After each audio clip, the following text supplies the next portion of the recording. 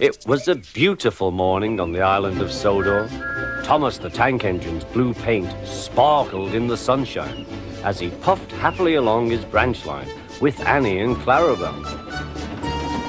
He was feeling very pleased with himself.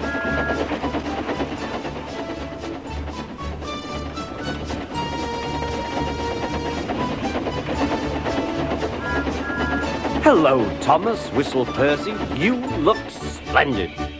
"Yes, indeed," boasted Thomas. "Blue is the only proper color for an engine." "Oh, I don't know. I like my brown paint," said Toby. "I've always been green. I wouldn't want to be any other color either," added Percy. Well, anyway, huffed Thomas, "blue is the only color for a really useful engine. Everyone knows that."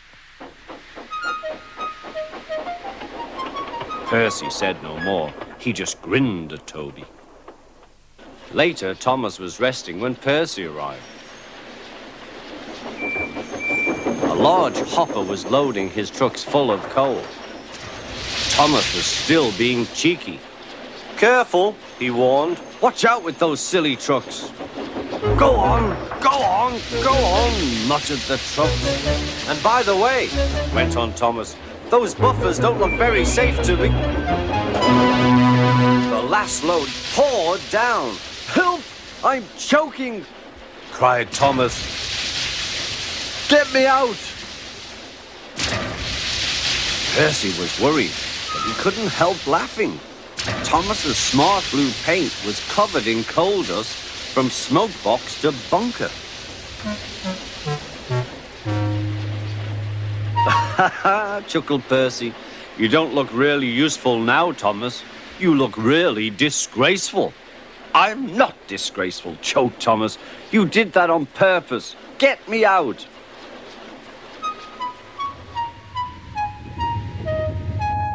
It took so long to clean Thomas that he wasn't in time for his next train. Toby had to take Annie and Clarabelle. "Poor Thomas," whispered Annie to Clarabelle. They were most upset.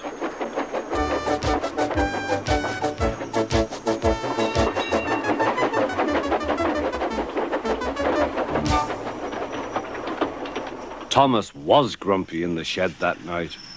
Toby thought it a great joke, but Percy was cross with Thomas for thinking he had made his paint dirty on purpose. Fancy a really useful blue engine like Thomas becoming a disgrace to the Fat Controller's Railway. Next day, Thomas was feeling more cheerful as he watched Percy bring his trucks from the junction. The trucks were heavy and Percy was tired.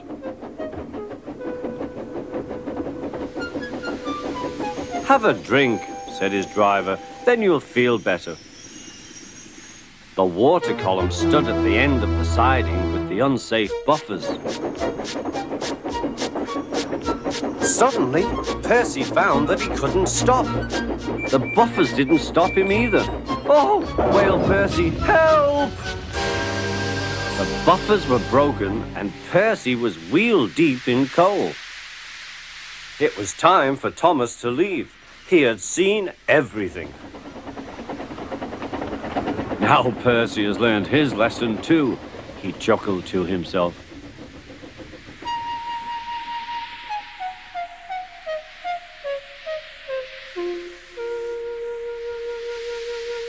That night, the two engines made up their quarrel. "I didn't cause your accident on purpose, Thomas," whispered Percy. "You do know that, don't you?"